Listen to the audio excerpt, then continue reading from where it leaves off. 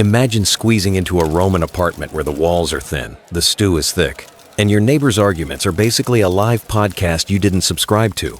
Welcome to the Insula, Rome's high-rise before elevators, fire codes, and noise complaints. Settle in. Breathe slowly. Tonight we're drifting into the stacked world of the Roman Insulae, those multi-story apartment blocks that house the city's beating, bickering, bread-scented heart. Down at street level, you'll find sturdier rooms with thicker walls and higher rents. Climb a few creaking stair flights, and the price drops while the risk rises. The air gets warmer, the ceilings lower, and the floors. Let's say enthusiastic about wobbling when a cart rattles by. These buildings were miracles of density and improvisation brick. Timber, plaster, and luck glorious. Until the oil lamp tipped or a cookshop member wandered, and then everyone learned how thin Roman peace could be. Life here was crowded and close. The walls kept out rain better than they kept out rumors. Dinner simmered behind one door while lullabies leaked from another, and a tax dispute thundered through the floorboards like marching legionaries. Water had to be hauled. Night pots had to be emptied. Fire was a companion and a threat. You didn't need to know your neighbors. You inhaled their cooking and memorized their bedtime by accident. Our pace tonight is unhurried, gentle, a little wry, the way you talk when the lamp is low and the city exhales. We'll climb the stairs one careful tread at a time, feel the wood flex, and stop to listen to the building's chorus, the tin rattle of a vendor below, the clink of amphorae, a muffled shh, followed by 3 more minutes of debate. We'll lean out a small window at dusk to catch the last calls of bread sellers and chestnut roasters, step into a warm thermopolium where thick stew bubbles in sunken jars, and follow a flicker of torchlight as the vigils trace their rounds. We'll curl onto a thin mattress that remembers every previous sleeper, negotiate blanket borders with a stranger, and make peace with the tiny citizens of the betting republic. By dawn, we'll be out in the market, scramble fresh loaves, wet cobbles, prices rising with the sun, and then pause to notice how much of this city's rhythm still beats in ours. This is History Lullaby, part bedtime story, part back alley tour. The goal is simple. Learn something lovely and strange while your shoulders drop and your thoughts grow soft at the edges. If your eyes grow heavy while we wander, that's perfectly Roman. The city never sleeps all at once anyway. Ready? Keep your sandals quiet on the stairs, hold the rail if you trust it, and mind the lamp. The Insula is awake, and we have a whole building's worth of lives to overhear. Before you even think about dinner, the Insula reminds you of its first commandment: water doesn't climb stairs by itself. Rome is a marvel of aqueducts and public fountains, yes. But your 4th floor room isn't connected by a miracle pipe that fills your jug when you sigh romantically at the moon. For most tenants, water comes up the scale, the old-fashioned way on somebody's shoulder, in someone's hands, sloshing in clay or leather, moving one aching step at a time. Listen, there on the stairwell below, the uneven clack of a yoke, and the soft glug-glug of 2 brimming jars. The water carrier Aquarius, if we're feeling formal, has the posture of a patient mule and the eyes of an accountant. He knows exactly how far up he's climbed, exactly how much he'll charge per floor, and exactly how much you can afford. His pole bows across his shoulders. 2 amphorae dangle and sway like cranky toddlers. He pauses at each landing, sucking air, trading jokes in a voice roughened by years of steam and stone. He is both staircase royalty and hostage, greeted with grateful smiles and groans of a little higher, pleas from people who can't pay extra, but will promise they can next week. The deal is simple, if not cheap. Ground floor tenants fetch from the street fountain Lacus whenever they wish, but they pay with time. Up here, you pay with coins. A full amphora costs less than wine, more than stale bread, and always more than you want to spend. There are economies of scale. Share a delivery with the neighbors across the landing and the carrier might shave a sliver off his fee. There are also economies of kindness. Hand the man a heel of loaf or a fig, and he'll lift the jar that final flight with a sigh instead of a curse. In an insula, water is currency, gossip, and diplomacy fluidified. You set your storage jar thick-bellied clay, chipped at the rim near the door, where it has learned to wait like a patient dog. The water arrives warm from the day and faintly mineral from its travels. It looks clean in lamplight, but hides a dusting of masonry and sky. You lower a ladle and taste. Good enough for stew, fine for boiling barley, acceptable for washing hands if you don't mind the scent of yesterday's garlic staying to keep you company. For anything ambitious like rinsing a tunic, you promise yourself a visit to the baths tomorrow. The city's genius. Let the aqueducts do the heavy lifting and let the thermae swallow everyone's dreams of a private tub. Even so, there is a ritual to making a little water do a lot. The first dip is for drinking. A cup passed carefully among the room's inhabitants, sipped with the reverence of a temple offering. The second dip is for cooking. A measured pour into the squat pot on the clay hearth, where lentils, onions, and a whisper of garum will become supper. The third dip waits in a small bowl near the doorway, a place for hands to meet water before bread meets mouth. And then, because every insula is a machine of compromises, you set aside a final small jar for the night. Not for thirst, for the other thing night is famous for. Yes, the night pot. Call it a matula if you like Latin. That sounds elegant. Call it what it is if you prefer speed. Ceramic, sturdy, wide-mouthed, set discreetly under the bed frame or tucked behind a curtain. No one brags about it. Everyone relies on it. Because when midnight arrives and the stairwell sighs into darkness lamps half-wicked, children finally still, the building's breath long and slow, the last thing you want is a moonlit expedition down 4 flights with a bladder staging a rebellion. The streets are close, the fountain closer, but the cold is cruel, and the vigils, Rome's night watch, dislike surprises. The rules of the night pot are unwritten in iron. Empty it at dawn, not later. Keep a lid or cloth at the ready, because the gods have ears, and so do your neighbors. Never confuse the water ladle with the other ladle. Mark them, guard them. Consider them enemies for life. Tenants who break these rules become a story that outlives them. And in a building where walls are arguments in thin disguise, your reputation is thinner still. You may hear it before you sleep. The tiny nocturne of the insula tending to bodily truths. Someone coughs, someone whispers, someone lifts the pot and replaces it gently. A baby murmurs, an old knee cracks, a cat does a mystery sprint. Outside, the vigils tramp by with buckets and hooks, making their rounds between taverns and alley mouths, listening for the hiss of a careless lamp or the snap of a spark catching dries. They're firefighters, lamp checkers, and midnight referees. If you must carry a brimming night pot to the stairwell sink, a stone basin where wastewater can be poured, you pray you won't meet them on a landing. No one wants to salute a night watchman while holding a warm confession. Down in the street, another team works different hours. The stercorarii, collectors of what day leaves behind.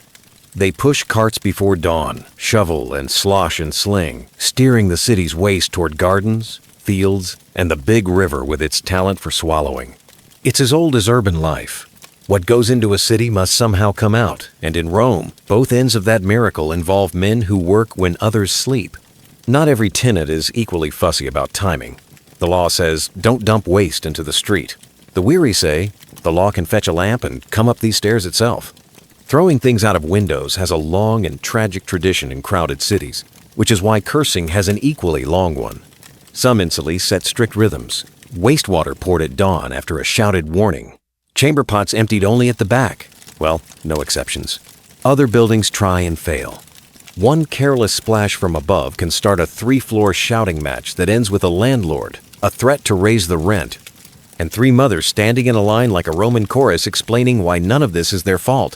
Thin walls make for thick arguments. Back to the water carrier. He's not only a porter, he's the newsletter. Where aqueducts bring water, the Aquarius brings news.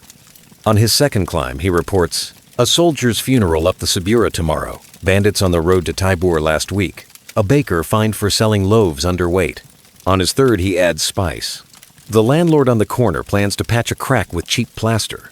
The woman on the second floor took in a cousin who isn't a cousin. The fish sauce shop 2 streets over has a batch so strong it's making cats multilingual. You pay him, and he pays you in kind. 3 sips of Rome's story, in return for a few sips of Rome's water. Water also choreographs your evening. Before sunset, jars are lined, checked, topped. The last run from the fountain looks like a pilgrimage boys with leather bags. Women with small amphorae hugged like children. The elderly carrying only a cup each, and walking with the dignity of people who have waited for everything, and can wait for this too. A family on the third floor organizes itself into relays. One at the door to receive, one to pour, one to cover, one to scold. Not because they love rules, but because they love soup. In the kitchen corner, the humble kulina built of brick and hope. Tonight's ration comes to a simmer. No extravagant boil. That eats fuel. A gentle bubble is enough to ask lentils to soften and persuade barley to give up its stubbornness. A pinch of salt. A drift of herbs dried on a string. A spoon of garum that turns water into broth like a magician who charges by the miracle. You mop the rim of the pot with a cloth, set the lid, and let heat do what patience cannot. Meanwhile, a cup of Pasca vinegar cut with water chases thirst from your throat and conveniently keeps suspect water honest. Roman soldiers drink it by the bucket. Tenants drink it by the "do we have any left?" There's a civility to scarcity when it's shared. Your neighbor knocks, their second jar cracked in the afternoon heat. Could you spare a dip for washing a child? You say yes, and tomorrow they'll say yes to you when your turn comes. Downstairs, the woman with the brave laugh offers a trade water for onion, water for a handful of olives, water for the story of how she nearly married a flute player and then thought better of marrying anyone who must breathe to earn a living. Scarcity makes markets. Markets make friendships or grudges. Sometimes both, on alternating Tuesdays. Night brings a different economy. You ration sips. The last cup by the bed isn't for thirst but certainty. If fever rises, if a child coughs, if someone wakes from a dream with a mouth as dry as a senator's honesty, there will be relief within reach. And the night pot-lidded, hidden, grimly loyal waits for its cue. Magically, heroically, it will see you through the hours when the stairwell is a canyon and courage is small. Humor helps. Tenants joke that the Matula is the only roommate who never argues back. It does, however, hold grudges if you ignore it after dawn. All of this, the hauling, the rationing, the pot threads through Roman fears of fire. Water is life and ladder both. The vigil stored in leather buckets, tilt it down from rooftop cisterns, drag it through alleys where sparks look for excuses. Your lamp flame stays low, your wick trimmed, your curtain tied back from the brazier. At bedtime, someone announces aloud, for the benefit of ears beyond your wall, that the lamp is out, the embers banked, the door bar set. It is performance as safety instruction, theater as neighborhood watch. Of course, no one sleeps dry when the tavern downstairs sells courage by the cup. There will be late footfalls, muffled laughter, a song that does not remember how to be in key. There will be a stumble, a curse, and the soft conspiracy of two lovers trying to tiptoe and failing in every possible language. The Insula hears it, forgives it, and goes back to the business of staying vertical. Near midnight, the water carrier finally rests. He has climbed more city than most people walk. His shoulders complain, his palms have learned to be stone, and his knees tell the weather before the sky does. He takes his own small cup, the one he doesn't sell, and drinks without counting. On another stair, a tenant wakes, listens, and decides that going 2 doors down to the basin is better than testing fate on the landing. On another, a child giggles in sleep. And over everything, the quiet thunder of Rome's aqueducts rushes unseen. Stone throats carrying hills to houses, reminding the city that engineering is just organized thirst. Dawn will untie the knot, night pots emptied, jars refilled, rumors updated, chores reheated. But here, in the hush between embers and sunrise, you feel the delicate balance that keeps an insula alive. Water travels up on muscle and coin. Waste travels down on gravity and obligation. In between, families cook, swallow, whisper, forgive. If modern apartments have faucets and flushes, they also have the same old bargains. Neighbors who share, neighbors who shout, and a thin wall between your life and someone else's. One last rule before you lie down. Cover the jar, cover the pot. Say something kind to the gods of clay. In a building where everything rests on everything else, good manners are as practical as rope. Then tuck your feet under the blanket, ease your eyes closed, and accept the soft absurdity of it all. You live in a place where the stew is thick, the walls are thin, and the person you thank most tomorrow might be the one who carried a river to your door tonight. Dusk comes on like spilled wine, staining the alley a deeper purple with every breath of the evening breeze. From your window, The one with the splintered sill and the tiny wedge of sky. You feel the Insula lean toward the street, the way a listener leans toward a story. Lamps wink to life in doorways. Smoke from little braziers unrolls along the stones. And below, the first hawker of the evening clears his throat like a herald at a triumph. Panis kalidus. Bread, fresh enough to say it out loud. The word lengthens as it travels, the vendor turning a simple noun into a melody so the sound can climb the walls and hook itself to windows and ears. He is a pister's runner, a boy with flour ghosting his hair and forearms, a flat basket balanced against his hip, cloth thrown over loaves to keep the heat together. He taps the basket rim with a stick in a soft tock-tock rhythm. That means I'm passing now. Decide quickly. The stairwell echoes with feet. Doors lift and slam. Voices fetch coins. An old woman lowers a wicker basket tied to a rope from the second floor. The boy pockets her coppers before the basket has fully arrived, tucks in a round of coarse panis plebeius, and gives the rope a cheerful tug so the transaction sails back up like a prize won from a festival stall. Up on your landing, someone jokes that we invented window shopping by literally shopping from windows. Bread is only the opening act. Here comes the olive man Olearius, with amphorae strapped to a handcart and a brine scoop that looks like it's seen more Roman sunsets than most senators. His cry is darker, saltier. Olivae, nigre, et viridis. Green and black, firm and wrinkled. He tilts a little bowl skyward, and the olives wink back like stars. He has skewers ready so he can spear a sample up to an outstretched hand 3 floors above. He has patience ready, too, for the negotiation that always follows the first taste. 2 asses for a dozen? Thief, someone calls down. Then steal them, he answers politely. But I'll need the coin as ransom.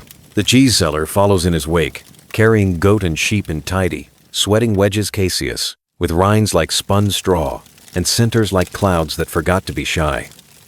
He doesn't shout. He lets aroma do the work, moving slowly enough that the smell of cut pasture can get a good look at each doorway. When he does speak, it's to call names.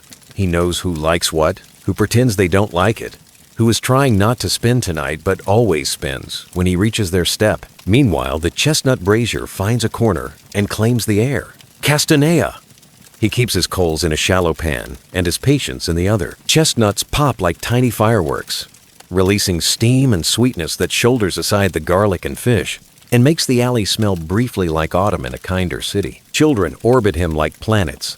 Cats patrol the shadows, suddenly scholarly about chestnut physics. A dog rehearses its best. I haven't eaten since the Republic expression, and is rewarded with an end-of-day reject. The soundscape fattens. Wine cellars tip skins over clay mugs and sing about quality in keys unknown to gods or music. Not the costly stuff, no Falernian here, but thin neighborhood comfort, vinum cut with water, and haggling cut with laughter. If you want harsher honesty, there's Posca, vinegar water, brisk enough to shine your courage and your teeth in one swallow. A man with a tray of salsamenta salted fish and shreds of mystery from a garum shop lobs his offerings into the conversation with a brag. Strong enough to wake the dead, gentle enough to let them sleep again. The alley replies with a chorus of, "Show me that is half curiosity, half dare." The cries are braid and unbraid. Penis olivae, Cassius castanea, vinum salsamenta. Donkey wheels clack on stone, iron rims spitting sparks. A mule, pure of heart and stubborn of schedule, refuses to move for a cat doing sacred chores along the wall. Dogs annotate everything in the margins. A cart piled with amphorae mutters along like a beehive dreaming of waves, the clay tapping a tune with every wobble. Someone somewhere is practicing flute badly enough to count as a public offense. Someone else, somewhere else, is coughing out the day. It is chaos taught to keep a beat. And oh, the bargaining. It rises like the second verse of an old song. Your olives float. Too much water. That is the sea, remembering it loves you. This cheese is smaller than last week. You were larger last week. Do not blame the cheese. 2 chestnuts cracked. I won't pay for cracked. I will crack them for you with my apology. There. Now they are perfect. Coinage changes hands with the clink of small hopes. A quadrans here, and as there, a careful depondius for a basket big enough to make a family forgive the day. Some pay in barter, honest and quick. A handful of dried figs for 2 cups of wine, a length of spare thread for a spoon of garum, leftover lamp oil for a paper-wrapped heel of bread. The sellers keep mental ledgers sharp as knives. This doorway pays on time. That one pays in stories. The corner apartment pays late, but tells jokes worth half a loaf. Up and down the facade, ropes squeak through fist knots, and around window hooks, little wicker cranes swing out above the heads of passers-by, devour provisions, and rise again like clumsy birds bringing supper to their nests. You tie your own basket with a loop you trust, lower it until the rope sings against your palm, and negotiate by dialogue and gravity. The olive man plates a dozen on a fig leaf, drops a bonus to make the bargain sweet, and looks up to read your expression the way sailors read winds. You return coins. He returns a nod. Another evening's treaty signed and sealed with brine. It isn't only food. A lamp mender with a tool roll like a priest's stole offers to fix a bent spout before night. A woman with a shallow tray of small charms sells safety by the inch, little bronze hands, eyes stamped on tin. A sprig of laurel tied with red string for those who believe the alley has opinions. A boy hawks packets of powdered saffron that contains more wish than spice. A barber's apprentice advertises tomorrow's dawn, shaves by touching 2 fingers to his cheek and making a zit noise with his teeth. Every trade is an audition. Some vendors are also newspaper men with baskets. They deliver rumors in slices and samples. While the cheese is weighed, you hear that a tenement 2 streets over is leaning like a drunk friend and will be braced tomorrow. While chestnuts are tossed, gossip about a baker fined for short loaves drifts up with smoke. The olive man swears there's a new theater piece, mocking senators' hair. The wine seller swears there are senators worth mocking. Between coins and compliments, you harvest a meal and a headline. The alley itself cooperates. A breeze wanders through and pulls garum from its amphorae-rich, fishy, oddly dignified, and folds it into the smell of grilling dough from a popina around the corner. Somewhere, a cook slaps a round of batter onto a hot stone, and the instant it hisses, the entire block remembers hunger. The sound of knives on boards, spoons against clay, someone slapping dust from a rug, someone losing an argument to a door, each joins the dusk like a familiar cousin who drinks too much but tells good stories. A handspan of the moon appears above the roofs, and with it a practical math problem. How much weight can both your basket and your purse bear at once? Water was rationed earlier. Now you ration delight. A wedge of goat cheese to sit in the cool corner overnight. A handful of olives to keep friendliness high at the table. Bread enough for now, and a little to guard against tomorrow's bread, hiding behind tomorrow's problems. You add chestnuts, because life without small, warm, edible gifts is not a life the gods meant for people. And besides, the cat has already decided you are a soft touch. Watch an expert family work the routine. The father leans out with a gambler's grin and bids low without insulting. The mother measures the seller with eyes that once priced dowries. The daughter handles the rope like a sailor. The son invents reasons the chestnut man should toss one more into the bag. They finish with smiles that say we won and a purse that says we survived. Rome's 2 nightly victories. Not all negotiations are kind. A tired worker throws down an insult, and the vendor throws back a better one. A jealous wife suggests the perfume on the wine cellar isn't from grapes. A landlord grumbles that hawkers block traffic and then buys olives anyway. But the alley knows when to pull its own teeth. Jokes land softer, tempers land later, and soon the argument becomes a duet of complaints everyone has heard before and knows how to end. From time to time, a cart rumbles past on official business, scattering traders like pigeons. Its driver shouts warnings with the voice of a man who has warned all his life and will warn in his sleep. The wheels bite the cobbles and leave behind a rhythm that sticks in your bones. For a heartbeat, you imagine the whole city is a drum and the evening is a parade. Cats thread all of it like commas, pausing to accept chestnut steam on their whiskers before resuming their patrol toward fish peels and unattended courage. Dogs hold court at knee height, barging negotiations with expressive eyebrows. One mongrel becomes famous on your block for nodding at prices as if he too has strong views on the value of olives in a flabby economy. Darker now. Lamps hang from brackets like small tame stars. The brazier man shakes his pan to wake the last heat. He starts selling by scent alone. Hold your hands over the steam. Rub warmth into your knuckles. Buy 2, get 1 broken. The olive man pours his brine off to make the jars lighter. The cheese seller wraps the last wedge in fig leaves to keep it modest. The bread boy returns to the bakery for another run, or for a scolding, whichever fate had booked for him earlier. You retreat from the window with your spoils, and the room receives them the way mouths receive blessings. A few olives in the stew, chestnuts split with a fingernail and shared around, bread broken rather than cut, because tearing feels like inviting fortune to come in unevenly, which is how fortune arrives anyway. Someone tells the tale that rode in on the olive man's shoulder. Someone else adds details stolen from a cousin's cousin. The stew thickens, the gossip thickens, the night outside thickens, and none of you mind being crowded by it. Below, the alley breathes out. Vendors stack trays, scoop coals into ash tins, hoist straps that have cut grooves into their shoulders since noon. They swap coins in little handshakes that settle debts or share luck. One passes the lamp mender a broken hook with tomorrow wrapped around it. Another hands a single olive to the dog with the eyebrows and says, "For your opinion?" At last, only the wine-skinned man remains, pacing slowly, humming a song that thinks it is sad but is really just tired. He sells one final cup to a mason hurrying home. They clink clay vessels with the tenderness of strangers who recognize work in each other's stance. Then he tips his skin, drains a swallow for the road, and fades into the corridor where the Papana light spills like warm soup. The Insula pulls its shutters a little closer. Ropes are coiled, baskets hung on their nails. You set a few coins aside for tomorrow, unless tomorrow refuses to be bribed, and slide the bolt on the window before any moth with big ideas can enter. Somewhere 2 floors down, a voice calls, "Anyone need a last lamp filled?" Somewhere 2 floors up, another answers, "Tomorrow at dawn, tonight we eat." And you do. You eat in that small Roman way that means both supper and survival.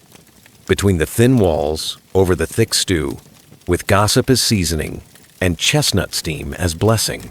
You think, briefly and wickedly, that the city has invented home delivery, and all it requires is rope, timing, and a willingness to shout your order in front of half your neighbors.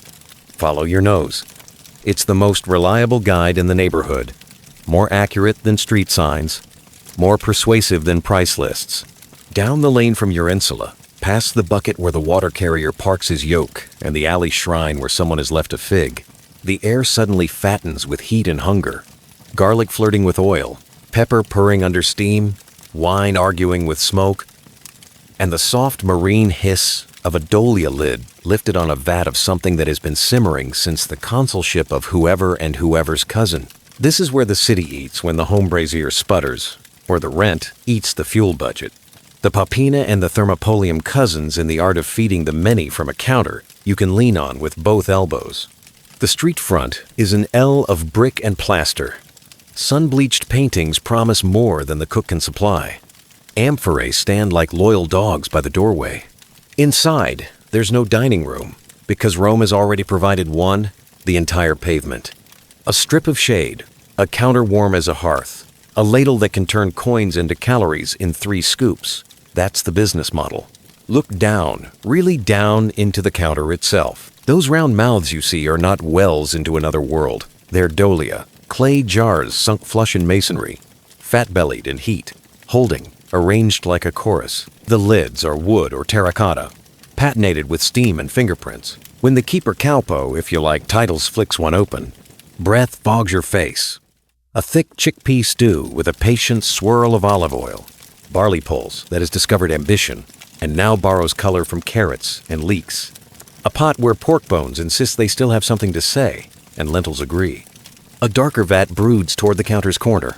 Yesterday's vegetables, today's offal, tomorrow's legend. The broth looks like the Tiber in a thoughtful mood, and it is, improbably, delicious. There's no seating plan. Most guests stand one hip against the warm counter, bowl cupped in the non-dominant hand, spoon working like a pendulum. A few stools wobble against the wall for the lucky or the tired. A shelf holds cups that have sworn eternal friendship to cheap wine, and a jar of brined odds and ends. Little pickled promises to keep the tongue amused. Above the door, a tiny household god presides with polite indifference. Eat, pay, try not to argue with the fish sauce. You order by pointing and adopting the grammar of appetite. The keeper, a freedman with forearms like roof beams, understands everything you do not say. He knows your wage by your sandals and your patience by your eyebrows. He taps the rim of a dolia with his ladle talk, and the sound carries the price. Thin soups for thin purses, Thicker fare for those who handled bricks all day and want something their teeth can believe in. If your coin is light, he is heavier with bread. That is the compact. Calories now, loyalty tomorrow. No one pretends this is a temple of haute cuisine. It's an engine room. The stew teaches thrift the way street vendors teach songs, by repetition and a friendly shove. Bones are not ends but tools. Last night's scraps are today's depth. A trickle of garum turns humility into confidence with one decisive spoon. Everything that can soften, softens. Everything that can flavor, tries. If there's pork, it floats like luck. If there's sausage, the Lucanica slices grin up at you like little copper moons. If there isn't, the stew is still stout enough to hold you upright until dawn. Listen to the room. The popina is a choir that never found a conductor and never needed one. Ladle against clay, cup against board, a coin small applause. The mutter of people calculating whether they can afford a second ladle. The scrape of a knife at the bread heel as the keeper evens it for you, and then forgets to charge for the extra sliver. Wine moves in skins and tin cups, more water than vineyard, but brisk enough to be interesting. Mulsum if you're celebrating, Pascha if you're practical, tap wine if you've made your peace with life's rough edges. A Greek scribe eats with his left hand because both right-hand fingers are ink. A Syrian spice seller tells the cook to smell a pinch of something that claims to be pepper. A Gaul who has never met a consonant, he didn't respect asks for onions twice. A Jewish peddler keeps it simple, chickpeas and bread, and tells a story about a caravan road where the dates are bigger than a man's fist. A woman from the next Insula registers everyone's purchases the way a cat registers birds, for reasons that will become clear when gossip hour opens. Slaves come with vouchers or without, depending on the house they work for. Casual laborers come with dust drawing maps on their shins. A veteran's cloak claims a stool, and the man claims the cloak as if the two of them have been negotiating for years. No one is out of place, because the place is designed for no one and everyone. The air has opinions. Oil smoke tugs your hair. Steam does a little work on your pores. A moth circles a lamp with religious intent. The keeper's wife, practical as gravity, stirs the big pot with a spoon the size of a paddle and calls orders backward to the boy washing cups. She's a ledger with a heartbeat. Who owes, who paid, who is good for the debt, who is good for the neighborhood. She has a way with a handful of salt that can erase a conversation you didn't want to overhear and season the one you did. Conversation moves like the ladle dip, lift, share. News isn't told, it's served. While your bowl warms your palm, someone mentions the Insula on the next block that leaned too far during last week's rain and had to be persuaded back into respectability with timbers. Someone else says the baker on the corner was caught lightening his loaves, and now his scales have been ceremonially slapped in public. A courier swears an edict is coming about nighttime traffic, and everyone laughs the laugh of citizens allergic to edicts. The ladle taps again talk, and now the topic is a charioteer's broken collarbone, and whether blue or green cheers louder in pain. You don't need to buy a second bowl to stay. You can tilt your cup over the rinse tub and remain as long as your shoulders don't block the counter. The popina is the living room your apartment forgot to have. Here the walls are stained with use and permission. Here the ceiling leaks stories. Here your landlord can't tell you not to lean your whole weight on something hot and dependable. Here the city admits that not every life can balance a pan over a home fire that eats coin and patience. In one corner, a pair of dice skitter over a scarred board. The keeper allows it as long as it doesn't become a sermon in fists. The dice complain very convincingly, but not convincingly enough to improve anyone's fortunes. Wagers are small asses, a chunk of bread, the right to choose the next story. The house policy is simple. If your shout makes the ladle hesitate, you're too loud. If your luck makes the house suspicious, you're too lucky. If your temper makes motion toward the spoon, you're not welcome tomorrow. Outside, evening squeezes itself into night. The lamps reflect in the sheen on the stew and make it look official. The counter grows warmer under your forearms, and kindness grows easier in your chest. You remember a proverb some philosopher threw at a symposium, and you shelve it in favor of the wisdom here. Hot and thick is better than cold and clever. Someone near the door blesses the pot in 3 religions, just to be safe. Someone by the far wall swears he can taste Tuscany, and is corrected by 8 witnesses. Look again, At the roster of eaters, a seamstress shakes out cramps from her fingers and uses the spoon like it's a comb, and her stew is a tangle. A brick hauler eats so fast the bowl steams for no one else. A water, cellar-free at last from the yokelets, his shoulders fall and then fall again. Two boys in apprentice tunics pretend to be men by asking for wine with serious faces. The keeper waters it so thoroughly they might as well be drinking ambition. An old woman eats with the contentment of a cat in a bakery, not because the stew is grand, but because it is here and hot and hers. And always the gossip. If protein builds bodies, gossip builds neighborhoods. It binds the things that would otherwise rattle. Who moved in, who moved out, who paid the temple dues, who didn't, who put out a brazier without sand, oaths, who carried water up 6 flights without complaining saint. Someone says the magistrate's nephew is courting a fruit seller. Someone else says the fruit seller is courting the magistrate's nephew's purse. A third says the purse is courting the fruit, and everyone agrees, as philosophers must, that truth is complicated and delicious. Credit floats like steam. The keeper chalks a mark on a beam. The wife flicks a glance that means pay. Day soon? You promise. They nod. Debt here is not a shame, but a season. Everyone has one. The house knows when to carry you and when to carry you out. They know which regulars can be trusted to wash bowls if the boy falls behind. Which regulars will carry a stool to the doorway for a lame old man just to be near his stories? Which regulars need a thicker slice of bread because pride is a poor breakfast? The wine corner keeps its own rhythm. Men lean in with elbows like flags. Women lean back with laughter like doors clicking open. Someone proposes a toast to the stew, and no one finds it strange to salute gravy. It's watered, yes, but water is honest, and wine is friendly. And together, they're enough to make your shoulders forget their own names for a little while. If there's Molsum, it's because someone had a good day. If there's only Pascha, it's because someone had a day anyway. And the rules? Few, clear, enforced by a wooden spoon that has convictions. Pay before your second bowl unless your face is known. Don't spit arguments into the vat. If you must sing, sing to the wall. If you must weep, weep into your cup. If you must boast, buy the keeper a drink and try for comedy. Dogs are customers if they look dignified. Cats are staff if they catch anything larger than rumor. Children count as half a person until they can carry 2 cups without baptizing anyone. The best seats, by which we mean the warm spots along the counter, rotate like victory wreaths. The least footsore step back after a bowl to let a day's end shift step forward. You volunteer because someone did it for you yesterday and because tomorrow you will arrive late and look like you fought a wall and lost. The city functions on those trades. Heat for patience, space for stories, seconds for silence. You leave coins. You leave a scrap of bread for the household god. You leave a laugh behind because the room collects them like tips. Closing time is a choreography. Lids settle on the dolia with a soft finality, as if the stew needs sleep too. The wife counts the day with her fingers. The keeper rakes embers into a tidy red hill and drapes a net over the brazier's mouth to warn wandering sparks that the alley is not their empire. Cups go upside down, boards get a quick scrape. The last dice roll toward a crack and decide that fate lives under the counter now. A neighborhood cat signs the night shift roster by attempting to nap on a still warm lid and is evicted with terms that are firm but fond. You step back into the lane with a stomach that believes in tomorrow and a mind wallpapered with news you didn't go looking for. Someone else steps in as you leave.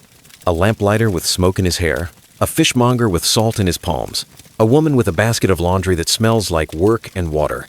The door keeps no secrets because it is never fully closed.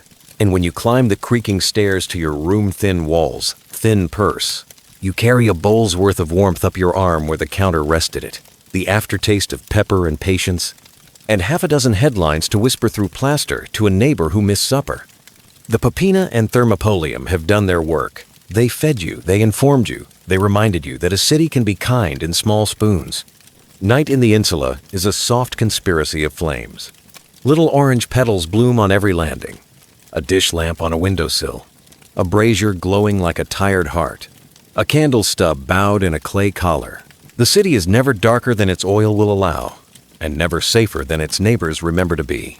You can feel the building thinking, wood joists ticking as they cool, plaster settling, the staircase whispering complaint with every footfall, and beneath it all, That thin, metallic nose prickle that makes everyone sit up exactly 1 finger width taller. Is that smoke?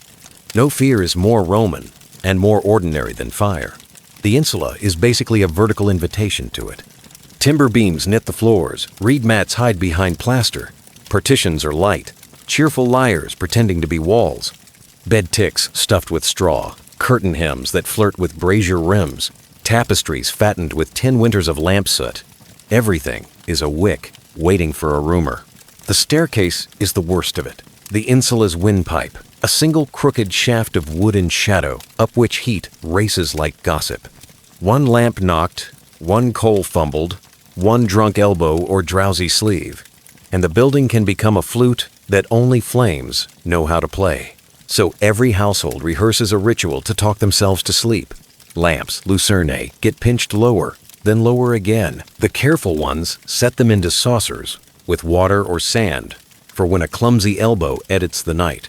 Brazier's faculae get their coals raked and tucked under a quilt of ash, like a stern nanny tucking a child in too tight. A jar of sand sits by the door, cheaper than water, faster than panic. A pitcher does too, full enough to matter and placed low enough that even a sleepy hand finds it. The broom leans where it always leans. The ladle is where it always island. The household gods, Lares and Penates, get their tiny salute. The stakes are practical and pious at once. Each building has its own small book of rules, written nowhere, remembered everywhere, enforced by the caretaker's eyebrows. No cooking after the 3rd watch on the upper floors. No fish frying inside. Take it to the courtyard unless you want the smell to register a complaint with the entire staircase. Lanterns must have collars. Children do not carry lamps taller than themselves. Coal out by the threshold before you sleep. Lights out is not a moral program. It is a survival pact. The bottom floors, cooler and dearer, can risk a late stew. The attic folk, poor in coin and rich in drafts, learn to love cold leftovers. You keep a Roman escape plan in your head, the way moderns keep a shopping list. If smoke smells like tar and oak, it's probably a roof pot down the stairs. If it smells like singed linen and old oil, it's a lamp up to the roof, where the breeze is a friend. If the stairwell glows, cross to the neighbor's balcony 2 shutters over. The one with the dented hinge and hammer with the flat of your sandal until someone unlatches survival from the inside. Meet point? The alley shrine, every time. Even children know it. If the household god falls, grab him. If he's hot, leave him. If your brother is not where he should be, shout his name until the vigils shout your name back. Meanwhile, the city does its part. At night, the vigils patrol. Part fire brigade, part watchman, part human reminder to behave. Leather caps, tunics hitched for running, belts sagging with tools, hooks that look like arguments with walls, axes that speak fluent plank, buckets with handles polished by hands. They carry horns and wooden clappers, and they know exactly how much noise it takes to push sleep from a block without pushing it into stampede. When someone yells, "Incendium!" they answer with sound that makes dogs bark and children climb into strangers' arms without asking names. When the call goes up, sometimes as small as a hiss, sometimes as large as a sky, the color of reasons, you can watch the neighborhood convert into choreography. Lids slap shut on lamps, door bars lift, sandals slap. The staircase becomes a rule, 1 direction at a time. Down, go, go.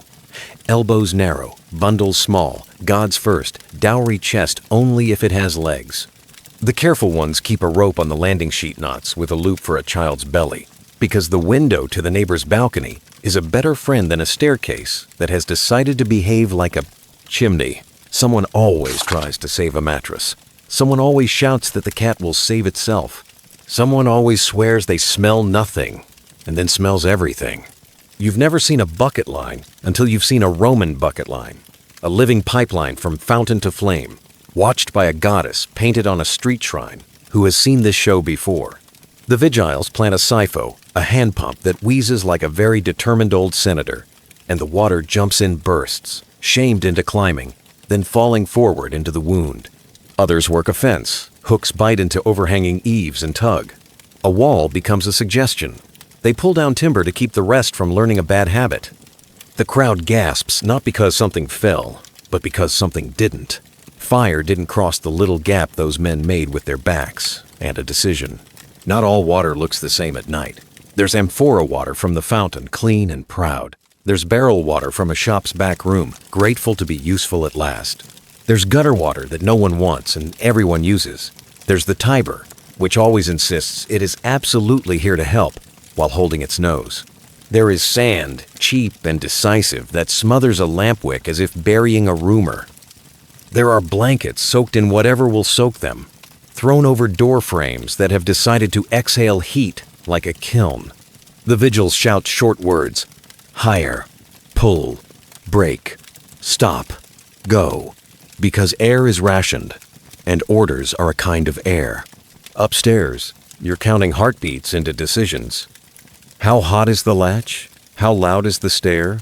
How brave is the space between balcony and balcony? The building has moods. The groan that means lean, the pop that means beam, the sigh that means plaster. You learn them when you live here long enough. Your feet learn the cool stripe along the wall, the one that takes you around the angry part of the landing where sparks like to gather. Your palms learn the places you can put your weight, and the ones that will powder into a confession on your skin. You are not evacuating. You are editing your night to remove all scenes with flames. And because Rome is Rome, the practical and the comic occupy the same bench. Someone appears at the door with a chamber pot and a look of deliverance. Water is water, he explains. A neighbor slaps his wrist and points at the window. Fine, out the window. A grandmother is already 3 steps down the stair with a basket on her head. Inside the basket, bread, a small statue, a comb, and everyone's marriage documents. Because she has been waiting her whole life to show that basket what it's for. A dog refuses to leave because the child it believes it owns is still upstairs. 3 men discover they are braver than they were planning to be. Neighbors are both hazard and salvation. Someone leaves a door hanging open and pulls the draft through the stair like a bellows. Someone else thinks to slam it and breaks the fire's stride. Someone lights an extra lamp to see, and 2 hands put it out without looking to see whose they were. Someone turns the brazier over and sand puddles the coals into sulk. Someone knocks the cat down the stairs because it is frankly better at escape than any of us and needs no encouragement. You learn the grammar of emergency. Less air, less light, more calm, more hands. The vigils aren't all heroics and water. They are also accountants of consequence. If the fire started because a tenant decided the 4th watch was the perfect hour for grilling sardines in the attic, there will be fines, tedious, humiliating, fragrant fines. If a shop stacked their amphorae too high in the doorway and made a bottleneck where there should have been a throat, there will be inspections with eyebrows. If a landlord shaved a beam to save a coin, and the beam told the truth by failing, there will be a public conversation about height limits and greed, attended by city officials who can smell opportunity and censure. And after there is always an after, even if it looks like elsewhere.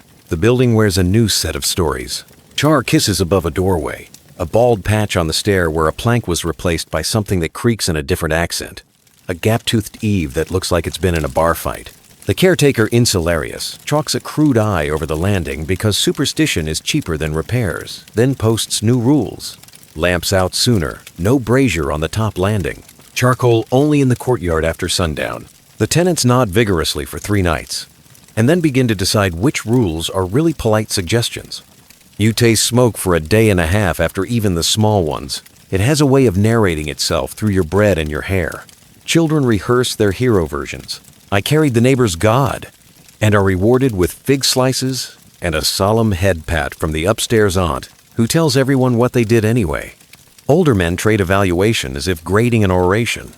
Good hook work on the eastern wall. Should have broken the stairs earlier. Nice use of vinegar on the door lintel. Older women trade blankets and recipes for calm. Everyone trades jokes because jokes are how a city exhales. Fire changes the neighborhood schedule too. For a week, lamps go out earlier as if guilt has a wick. The vigils swing by this block twice between midnight and dawn, boots announcing themselves before the horn does. The popina ladles soup a little longer because comfort is a business model. The water carrier's yoke rubs a brighter mark on his shoulders because bucket lines breed thirst. The cat who vanished at the first shout reappears with the slow, insulted blink of a creature who cannot believe you expected gratitude. There's a reason the bottom floors cost more. why a room near a stairwell counts as a selling point, why courtyards with wells are described in the language of miracles. People remember big fires the way they remember plague years and bad consoles, not by calendar, but by smell and by who moved out afterward. They also remember the small ones that did not happen because a boy slapped a palm on a wick or a woman threw a blanket in the right direction at the right time.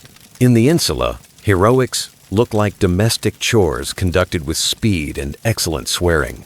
All of which is to say, you sleep nightly with a plan and wake daily with gratitude. Your lamp's collar is tight, your brazier's ash is honest, your sand jar is full. Your body knows the path from bed to door in the dark without consultation. You do not stack amphorae by the threshold. You do not drape linen like you are decorating for a festival of sparks. You do not set the oil jar where your elbow will find it before your hand knows what it has done. You may be poor, you may be tired, but you are not careless. And because this is Rome, there is one more rule, unwritten, unlovely, effective, that everyone will swear they would never follow and everyone secretly keeps. If it truly goes wrong, if the staircase is a throatful of flame, and the door is a mouthful of sparks, and the window is the only sentence you can finish, don't be the slowest. Fire exit? Yes. Run faster than your neighbor. Better yet, teach your neighbor the drill so you never have to test the joke. By dawn, the building is a little blackened around the eyelids, and the city runs a cloth over its face. Lamps relight. Braziers rediscover their manners. The vigils clatter away, leaving wet footprints and a promise they will be noisy again tomorrow. Someone sweeps char into a tidy accusation. Someone else ties a fresh ribbon on the alley shrine, and thanks to anyone listening that the gossip tomorrow will be about stew and not smoke. The Insula exhales. It always does. And you, carrying your water up the stairs 2 at a time, tell yourself the oldest lullaby Rome knows. Careful, careful, careful, and good night. By the time the building exhales from its nightly fire anxiety, the Insula performs its other ritual. The population of each room folds itself into whatever counts as a bed. Bed here is less an object and more a negotiation. On lower floors with a little dignity and rent, you might find a proper lectus, a wooden frame with webbing or straps, a stuffed tick of straw, maybe even a bolster that remembers the shape of a neck. Climb a flight and the frames get thinner. Climb another, and the bed is a reed mat rolled out on planks, or directly on a floor taught the hard way to forgive splinters. By the attic, a pallet is a roomer, and straw is a budget category. Whatever the altitude, it's almost never one person to one bed. A family shares. Roommates, who met when a cousin's cousin left town unexpectedly, share. Visiting kin just for 2 nights share. The apprentice sent up from the shop after closing shares. The math is elastic. A 2-person bed has a remarkable way of believing in 3, then 4 if someone is short, if 2 are children, if everyone has had an inexpensive stew that encourages goodwill. A wool blanket course, faithful, scratchy as a tax collector, becomes a treaty laid over a heap of elbows and knees. Edges are negotiated with the diplomacy of consuls. Territory lines are the width of a hand and are violated by a foot exactly every 7 minutes. There is choreography to it. The oldest lies wall-side, safer from drafts, better for dignity. The person who rises earliest sleeps near the door, so their toe can find the latch without waking a nation. Children go crosswise at the foot, making a living barricade of shins. The guest takes the cold edge and insists they prefer it this way. Everyone's sandals line up beneath like boats at a wharf, toes pointing outward for quick sailing. Someone's money belt stays on. Someone else knots theirs inside a tunic and uses it as a pillow. You do not ask why. You can tell which neighborhoods know thieves by how many people sleep with their belts buckled and their hands already around the next day. The mattress itself, mattress if we're feeling kind, is straw that has learned to loiter. In spring, it's new and optimistic, giving like a polite host. By summer, it is clumped into factions. By autumn, it has opinions about your spine. In winter, it remembers rain in a way you can smell. The careful put bay leaves or sprigs of rue inside when they refill it. The pious mutter a line to the layers, little house gods perched in a niche like attentive birds, as the straw goes in, to invite more dreams and fewer bites. The straw listens, then does as straw does. The wool blanket above carries a decade of lamp smoke and a family history of naps. It smells of lanolin, vinegar, and something that can only be called apartment. In theory, the bed has 4 legs. In practice, it has 6, because the other 2 belong to the roommates, nobody invited, bedbugs. They are the Insula's true landlords, exacting rent and blood with admirable regularity and 0 paperwork. They commute along seams, set up tenements and joints, hold festivals in the crevice where your shoulder blade is sure to rest. Their cousins fleas plan guerrilla raids from the dog's bedding, and lice have a separate union local with contracts exclusive to heads and seams. Everyone in the building shares at least one set of these citizens. It is democratic in a way, Rome rarely island. So, Romans develop a competency the gods forgot to put on resumes. You will scratch well. Not sloppily, not angrily, artistically. There is a wrist motion for the crown of the head, a knuckle roll for the ankle, a thumbnail technique for the seam of a tunic. The knit comb sits like a little bronze rake on the shelf, its teeth fine enough to insult a hair. Olive oil is dripped and massaged into scalps with the solemnity of a libation, suffocating uninvited populations into surrender. Bed frames get scalded when kettles allow it. Mats go to the roof to meet the noon sun like criminals processed by Apollo. Sulfur gets burned in an empty room because the advice came from a neighbor whose cousin swears by it. The straw itself gets refreshed, a Roman euphemism meaning you take the tick outside, open it, and redistribute a portion to the gods, the street, and the breeze. Then tell yourself this is truly as good as new. There are rules you follow without remembering when you learned them. Shake the blanket before you get in, politely encouraging any resident fauna to pick a different seat. Rub the sleeping seam of your tunic with vinegar, which bugs understand as no vacancy. Do not leave breadcrumbs within 3 paces of the bed, unless you wish to interview ants for tenancy. Comb hair over a basin, not the mattress. Knit travel is a science. If you have rosemary, tuck a twig in the tick. If you don't, tuck a prayer under the pillow. If you have neither, tuck determination under everything and call it a night. Security has a bedtime routine too. Doors in an insula are wagers more than walls planks on pivots, with a bar if fortune smiled when you moved in. The smart add furniture. Shove a chest against the latch. Tilt a stool so that a push turns into a clatter. Thread a cord from the door through your hand so a tug wakes your nerves before it wakes your ears. The knife that cut onions at dusk sleeps under the mattress, pointing away from anything you'd miss. The money pouch sleeps inside a rolled cloak that has been invited to work as a pillow. The cat, independent contractor, is offered the warmest foot space with the understanding it will sell you out immediately if fish are mentioned. Then the gods clock in. On a shelf, whitewashed, finger-smudged, familiar, stand the lares and penates, household guardians more interested in steadiness than spectacle. A crumb, a drop of wine, a whisper, watch us. The little figures, clay with flaking red paint, bronze rubbed shiny by 2 generations of thumbs, seem to nod. Their attention is an affordable luxury. A lamp at half-wick glows near them, flame collared by a clay ring so the night cannot tip it into opinion. The room exhales once, and then everyone attempts the horizontal arts. Sleeping is a stack of small decisions. Side sleeping keeps pressure off a full belly and keeps breath from chasing its echo. Hands between knees, chin tucked. The draft slides across the room like a cat testing whose toes are unguarded. The reed mat on the far side creaks in an accent that says it used to be a basket. The neighbor beyond the wall coughs in couplets. You can tell which old soldier lives alone by the way the cough announces itself and waits for a reply that will not come. Down in the alley, a cart exhales one last wooden complaint as someone remembers too late to chock its wheel. The bed gives a small talk in the footboard where a peg is loose. You make a note to ask the carpenter on the 3rd landing if he still takes payment in stew. There are comic moments even here. Someone who claimed the cold edge migrates toward the interior with imperial ambition, annexing blanket with a legal argument of a knee.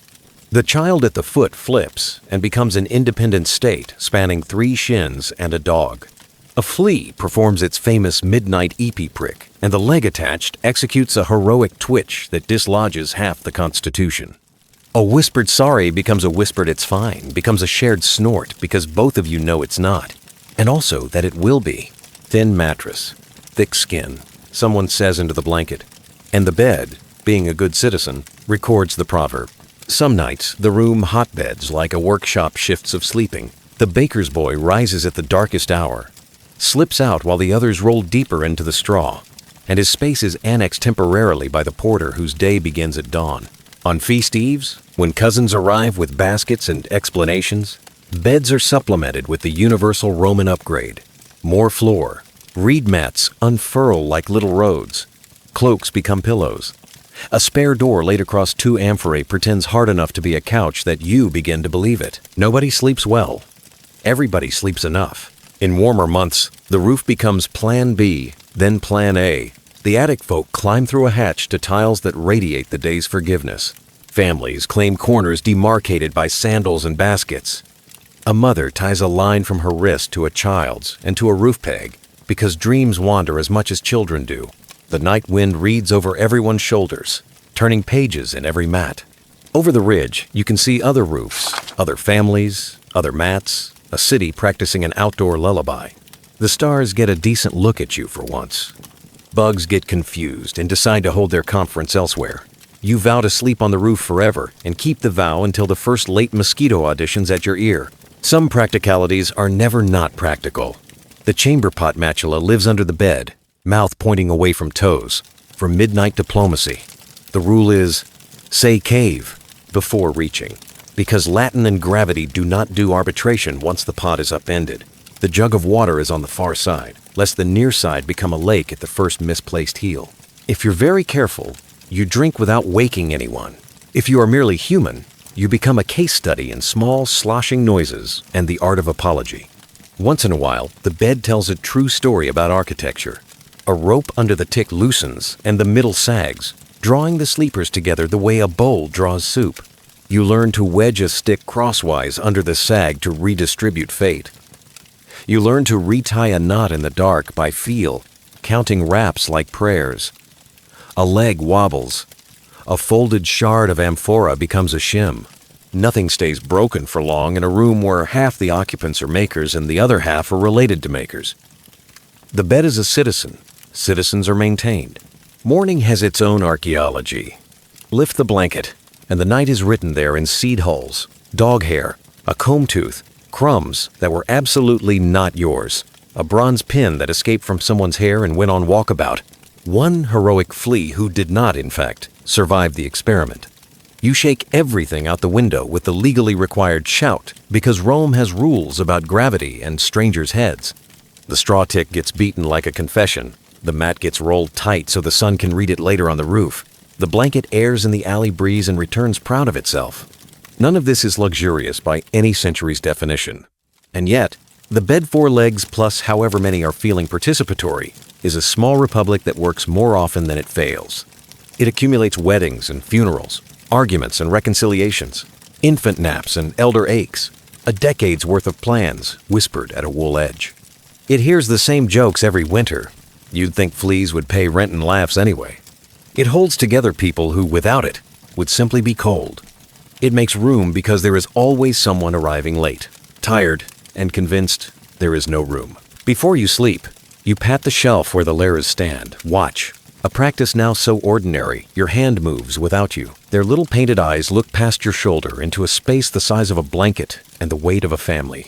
Guard this, you ask, and they appear to say they already are. The lamp collar shines a bit from where you rubbed it clean. It does not wobble. The chest shoulder-blocked under the latch doesn't either. And when the bedbugs hold their senate, you scratch with the bored mastery of a citizen attending a meeting he cannot cancel and will survive. In the end, sleep in the Insula is a habit more than a pleasure. You learn to love enough blanket, enough quiet, enough inches of straw uncommitted to the enemy. You learn to nap in fragments and dream in chapters. You learn that security is a stool you prop against a door, and a god you prop on a shelf and a neighbor who props their shoulder under the corner of your frame while you slide a wedge in. Thin mattress, thick skin, Rome's lullaby, sung through the floorboards. The building settles into its familiar nighttime breathing wood, shrinking, plaster sighing, a late sandal padding across the landing. And then the street announces that while you may be done, Rome is not. The first signal comes like a heartbeat through the alley. A staff raps twice against a post, the sound traveling along the walls as if the insula were a drum. Another reply, farther off. Then a line of gold swims along the brickwork as a torch rounds the corner in the vigils. Rome's fire brigade, night watch, and occasional social committee enter the street with the unhurried stride of men whose job is to worry professionally so others can sleep amateurs. They wear the night the way bakers wear flour. Smoke has laid permanent fingerprints on their tunics. Leather creaks softly where straps cross shoulders. A bucket bumps a thigh with each step. Slow thock, thock, thock like a metronome for the city's after hours. Hooks and axes ride on their backs. Iron, catching the torchlight in nervous little flares. Someone carries a hand pump, the bronze snout glistening like a fish out of water. Another bears a horn that can slice a dream clean in half if needed. They move in pairs or small knots, calling the hour by watch rather than numbers. Prima, secunda, tertia, quarta, or just muttering all well with the confident laziness of men who have found nothing they have to fix yet. Through your thin wall, the watch is more sensation than sight. The brush of smoke under the window, the warm stripe of light that slips along the crack beneath the door, the short conversational cough of a man reminding himself he is awake. Sometimes there's the complaint of a torch against stone as a guard leans in to peer over a threshold. Douse the brazier early. Gaius, a baritone, suggests to the ground floor shop as if offering a recipe. We remember last summer. The ground floor shop promises it already has. Everyone remembers last summer. The vigils weren't born kind. They learned it, or at least a workable imitation. They are equal parts bucket, hook, and bedtime story. They glance up at the roofs the way sailors glance at clouds. They sniff the air and read it for resin, for lamp oil, for someone's too cheerful brazier. When they pause under your window, you hold your breath. Ridiculous as it is, no one in your room has fuel enough to kindle more than a prayer, and listen as their torch hisses sap from a warped lintel, and their boots suggest that the cobbles have opinions. They bang a staff gently against the corner post, the old wood answering with a patient talk that says, "It has been here longer than you and intends to win any argument about staying." By the time their light walks on, Rome's second cast has taken the stage. Taverns that were merely loud at dusk are sociable now. Those that were sociable are busy. Those that were busy conduct minor festivals. A taberna venerea 2 doors down still has its shutter up, mosaic threshold catching the torch's stray glow. Amphorae grin from niches like long-necked spectators, each with a clay stopper tied in twine. Someone has scratched a price list into the plaster with a stylus. Wine by the cup, wine by the jug, wine by the daring ratio of water. The cheap stuff wears a vine leaf drawing to sell what its flavor cannot. A dish of olives flashes oily green. A platter of chickpeas sits salted like pebbles after a tide. You can smell pepper and smoke, and that sour sweet note that means mulled wine has been persuaded to be better than it deserves. Inside, the night is doing what nights do with people. 2 muleteers, legally barred from hauling carts by day, have finished their moonlit deliveries and are swapping the aches in their backs for a warmth in their bellies. An ex-legionary with careful ears, he can tell dice by sound sits at the corner table with his cup, pretending he does not watch the game. A busker with a lyre tunes stubborn strings, the notes twanging like arguments until he coaxes them into agreement. The innkeeper's daughter does the arithmetic of cups and coppers in her head while her hands ladle and wipe and wave away compliments she's heard since she was old enough to carry a jug. Dice rattle in a wooden cup hollow bones, rehearsing their brief tumble, and then skip onto the table with all the seriousness of state oracles. Quaterna. Someone claims. Someone else says the gods will forgive many things, but not lying about dice. Laughter softens the accusation. A coin chinks. A shoulder loosens, the lyre finds a story and starts to sing it. It's not an epically sober story. It's the everyday kind. A baker too proud to borrow yeast. A magistrate who tripped over his dignity and broke nothing but his pride. A woman who told the river her secrets and the river, patient and old, told them to the next town. The song is simple, and so are we, and the tavern knows that simplicity at midnight is a mercy. Across the alley, a smaller popina keeps the lamp low and the conversation lower. Bowls of something thick orbit the counter. each leaving a ring on the wood like a calendar no one cleans. A sailor plays knucklebones against himself, flicking the little sheep ankles into arcs that catch the lamplight and then vanish into cups made by his hands. A pair of plasterers stand shoulder to shoulder whispering about a job that went wrong in the afternoon and right in the evening after a handful of coins changed pockets. Their laughter is discreet. The vigils stroll by with the benevolent scowl of chaperones who have agreed not to notice until they have to. Sometimes the watch and the tavern pirouette past each other and nod. The horn stays on the shoulder. The bucket keeps its quiet beat. The torch tips like a hat. Other times, somebody's whine decides it was an insult, and voices climb the wall too quick. Chairs scrape. A cup becomes a witness. The innkeeper's ladle long-handled, dented, never wrong thunks the tabletop like a gavel, and the vigils step inside. Usually, all that's needed is a look and a reminder that water makes poor armor and ash makes a poor bed. Fines are the Roman lullaby. The argument subsides and becomes a round bought by whoever most nearly believes himself at fault. The lyre resumes a song about the price of cabbage. The city, flattered by its own resilience, goes on. From your palate, the whole performance is radio. You don't see it, but your walls know every line. A shutter thunks closed above the tavern to insist that sleep is both a right and an ambition. Another opens 2 floors down to exhale the day's heat. Somewhere, a latch tries to be quiet and fails, and you picture a boy carrying out a pot with the apologetic gait of someone who knows that sloshing is an art. Dogs answer the watch with commentary 3 barks. A pause, 2 barks, as if reading a proclamation. A cat, proud of having kept something small in the alley, conducts a victory trotting with the delicate bravado only cats practice. Farther off, a wheel grumbles across basalt deliveries, legal only at night, rumbling under Caesar's old decree that the day should be for people and the night for carts. The cart complains with each stone like an old theater floor, remembering a dance. The city's soundtrack loops and loops. Bronze rings on harness bite a rhythm out of the dark. A loose shutter plays tap against its frame until a hand reaches out to silence it. Water hisses somewhere as a careful neighbor wets the stair in front of his door to keep dust from rehearsing for daylight.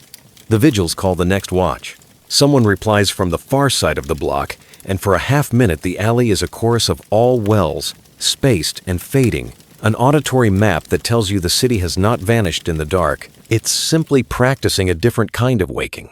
Up on your roof, where mats bloom on warm nights, there's a separate show. Torches weave on the hills like insects trying to learn a new dance. Voices drift from other insulae, a lullaby, a joke landing softly, the tale of a story that needs only stars to be true. The Milky Way looks like a spilled amphora. A woman down the ridge hums while braiding a child's hair by memory. 2 young men share a cup and an argument about poets and whether the better one was the drunker. A grandmother snores with the confidence of someone who has earned the right to. An escaped lyric from the tavern wanders up like steam and decides to stay, hovering above the chimneys until morning will blow it away. Below, the vigils take their little sips of warmth under a portico and swap work lore in sentences that sound like instructions in a recipe. If the smoke is sweet, it is lamp oil. If it is sour, it is rope. If it is neither, shout. They compare burns like plumbers, compare bruises. A new recruit shines too hard in places your eyes have learned not to notice. The older man rests his torch on his shoulder with the precision of a habit carved into bone. They half joke about lovers and fully joke about cats. They know who lives where even if they could not name them. They can tell a building's mood by walking under it. They are the caregivers of streets. When danger calls, which is less often than fear thinks, and more often than comfort would like, the night changes key. The horn shivers the plaster. Torches bloom. Buckets run. A hook's iron tongue speaks fluent shudder. Feet find ladders without looking. Doors open not to pry, but to help. A line of neighbors forming because a bucket knows the way to a hand, and a hand knows the way to water. The fire becomes a lesson in civics, and the vigils become the teacher you didn't know you respected until your wall is still there at dawn. Most nights, though, the horn sleeps, and Rome's greatest trick is simple: boredom. And boredom has its rituals. The tavern's final cups grow watery, not just with water, but with fatigue.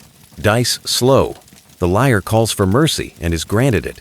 Someone sweeps the threshold, brushing footprints back into the street to make room for tomorrow's. The watch taps its staff once more at your corner, as if signing the bottom of a shift. In the next room, your neighbor, who pretends he cannot hear at night, pulls his blanket higher in the exact moment the cartwheel hits a familiar hollow in the road. You wonder if he would sleep worse if the city were silent, and decide that, like you, he has been apprenticed to this noise long enough to dream to it. Inside your room, the small politics of sleep resume. Blanket tug, child reposition, dog sigh. A draft walks around like an old friend with cool hands. Somewhere a shutter remembers it has a latch and corrects itself. In the alley, a woman closes her shopboard and whispers something to the wood that might be thanks. The vigils pass once more. A torch, breathing. You feel for the line around your door that you tied to your wrist and find it slack, untroubled. Your lares sit their posts, tiny and serious. The lamp collar holds the flame steady and then lets it gutter to a polite red. Rome is not quiet, but it is gentle in its own way. The night is a shared hallway vigil's walking guard, taverns serving stories, carts keeping the laws that daytime breaks. What passes through your wall is not menace, it is proof. Proof that while you sleep, someone carries water, someone sings, someone delivers. Someone argues softly enough that the city can exhale and not catch. You have learned the city's ASMR without knowing the letters for it. The woodcart clacking, a window snib, distant laughter poured through a cup, the round timbre of a staff against a post. You turn on your side. The straw makes its small, apologetic noise.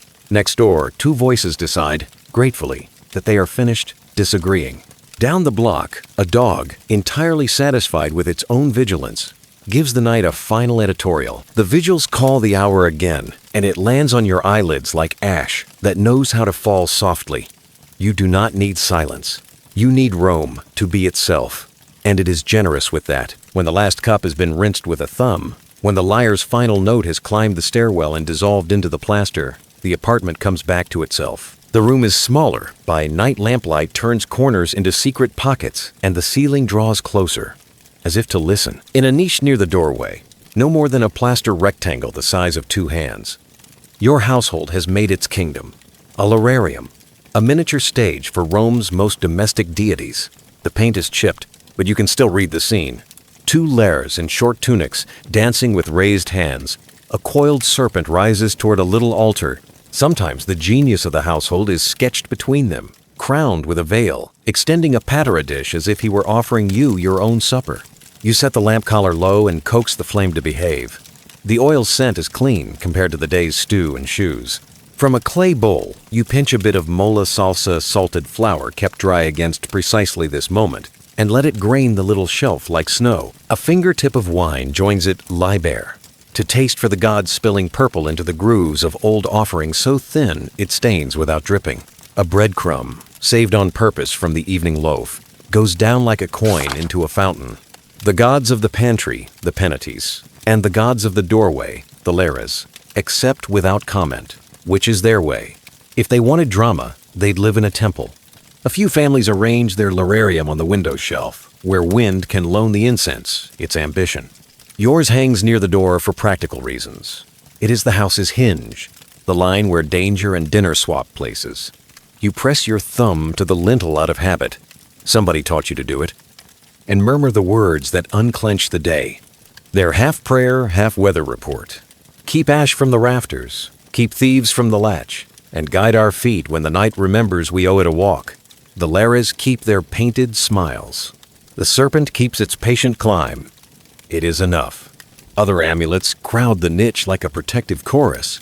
A tiny bronze phallus fascinum hangs by a thread, clinking softly against the plaster when the door breathes. It is the Roman way of saying, bad luck, find another hallway. A child's bulla, outgrown but beloved, is looped on a peg. The leather smells of sun and milk and the sweaty little neck it protects from the evil eye. There's a wreath of old laurel leaves that was once fresh enough to perfume a festival and now exists to remind you that green things have ambitions too. An apotropaic eye, daubed in red chalk, blinks lazily beneath the shelf. Not beautiful, but sincere. Domestic piety is rarely grand. It is reliable. Across the landing, another household answers your quiet with its own. You hear their lid lift, Their wine wet the plaster. A syllable of the family name tacked onto a blessing like a seal. On the floor below, a widow whistles softly so the smoke will climb. Somewhere farther down, someone forgets a prayer and substitutes a proverb, which amounts to much the same thing. Rome's religion is not just in the forum. It's in these stairwells, in the habit of remembering the door before the bed. Dreams have a front row seat in that habit. Rome takes dreams seriously enough to hire interpreters, but cheaply enough to tease them too. Before you douse the lamp, your neighbor leans against the partition and shares what kept his heart too fast for the last hour. Mercury, bright as a coin, laughed and pointed toward the warehouse by the Tiber. And then the floor turned to water. The man is a porter. The dream means money to carry and a slippery path doing it. At least, that's his version. And it's as good as any you'd buy from a Greek with a scroll of Artemidorus. Your aunt thinks every god in a dream simply means mind your purse. Your cousin claims that if a door opens inward, expect a guest. If it opens outward, expect to leave. Romans specialize in such crisp nonsense. And it works because it gives the heart something to hold. On the roof earlier, the young plasterer swore that Jupiter had stood on his ladder and told him to bet on an even throw. This may explain why the plasterer's dinner was so loud.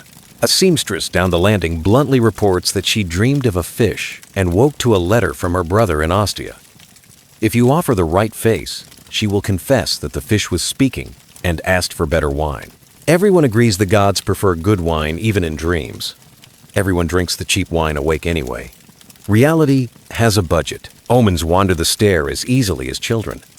A lizard dropping by the threshold means luck, unless it means rain. A lamp sputtering means bad oil, unless it means bad timing.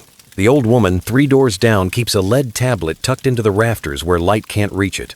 She will not say who it binds. She will happily show you the tiny nail that pinned the curse to its sentence. Defictionaires ride rumors like small boats on a busy river lovers, binding lovers. Merchants binding rivals. A charioteer binding a competitor's luck before a race. People whisper about wells where tablets went to drown, and about crossroads where they went to be heard. Whether you believe or not, you step around the crossroads out of respect, the way you step around a sleeping dog. It is not all dread. The Laras and Penates manage more lullabies than the witches do lull scares. Within the thin walls, the gods are small on purpose. They fit the apartment, the way a hand fits a shoulder. You've seen grand offerings carried through the streets, oxen crowned, trumpets scolding the air for attention. But your gods like crumbs and a thumbprint, and they prefer a well-swept floor to a long oration. They are the patron saints of water jars and loaned salt, and the unglamorous miracle of a child who sleeps on a smoky night. And if the city's night watch horn bleats somewhere between your prayer and your pillow, it enters the liturgy as easily as incense. The vigils call the hour. The tavern below negotiates with closing. You adjust the lamp wick down to a star, and the household changes gears. Rome practices biphasic sleep without arguing what to call it. The first sleep arrives like rain on tile, steady, patient, and carries everyone to midnight. Then the city exhales. The middle interval opens like a window. People rise to use buckets, to whisper, to sit beside the lararium and let their shoulders forget the day. Lovers find the hour friendly. So do bakers, who climb out of beds that still hold their warmth like promises and pad toward ovens that will hold the morning's work like bread. You wake easily during this intermission. Not from fear, though the memory of fire teaches every Insula to keep one ear on the air, but from design. Oil lamps are honest. They dwindle. They ask for attention. They nudge a sleeper with more tenderness than a rooster. You might add a thimble more oil. You might not. You might turn the wick so that it hums instead of hisses. The room adjusts its edges around the lamp's new mood. Across the partition, a mother sits up and airwalks the baby until the baby remembers how to be satisfied. Downstairs, someone coughs deliberately and then apologizes to the door, which bears it politely. And in that middle hour, with the city's second skin on, the household gods take their busiest watch. Not because they work miracles you can invoice, but because people choose to notice them.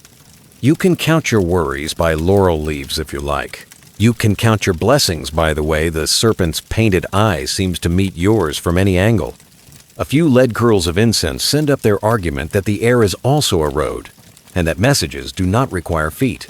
You lean your forehead against the cool plaster and discover that it smells faintly of last spring's festival, a memory of wine, a ghost of charcoal, the citrus note of a neighbor's garland that sheds leaves in someone else's doorway.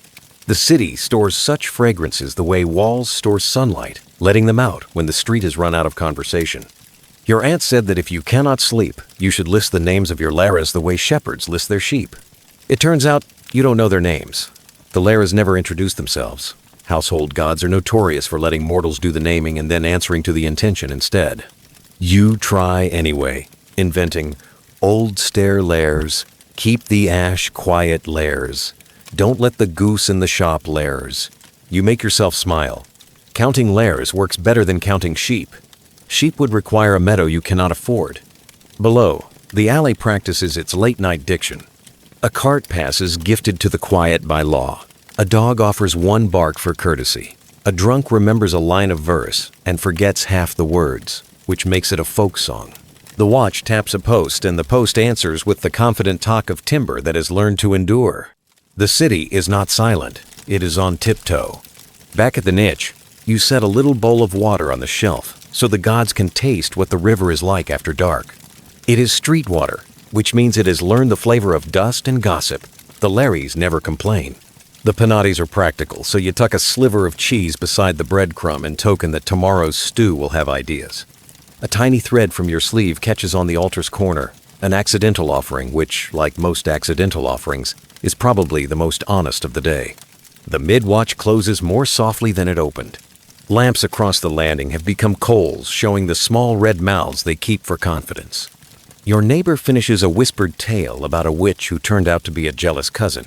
Everyone agrees that jealous cousins are both less frightening and more common than witches. Someone mutters to the door, "We've said it, keep it," and the door, having heard worse and better, adopts the words like a cat adopts a warm spot. A tired hand touches the niche, encouraging luck to doze where it is most useful. Second sleep arrives like a blanket someone else remembered to pull up over you. It is denser, its dreams stitched with the day's frayed ends made neat. In it, the Lararium's serpent finishes climbing. The Lares, who never tire in paint, keep dancing. The genius of the household pours another patient libation and does not spill. If dreams carry gods to your bed, they are small ones tonight. Lairs and sandals, Penates with flour on their fingers, waving away more elaborate omens in favor of practical kindness. If a larger god insists on attending Mercury with his hat at an angle, or Fortuna with one foot on your chest and the other already on tomorrow, your household gods stand like ushers and seat them gently where they won't wake the baby.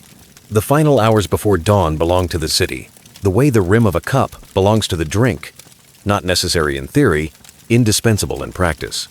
Bakers are already shaping loaves in rooms that glow the color of apricots long before the sky earns it. Water carriers settle yokes against shoulders. The amphorae knocking together with a sound that passes for a greeting in that profession. A fishmonger coughs under his breath to announce himself to the alley cats, who consider this a contract. You dream of a street that has learned to walk softly for your sake, and the street pretends to. When the sky finds the first seam between night and itself, the Lararium looks different. The wick is a dark comma. Ash flecks the shelf like new constellations. The crumb is dried into a promise, and the wine stain has drawn its own little map.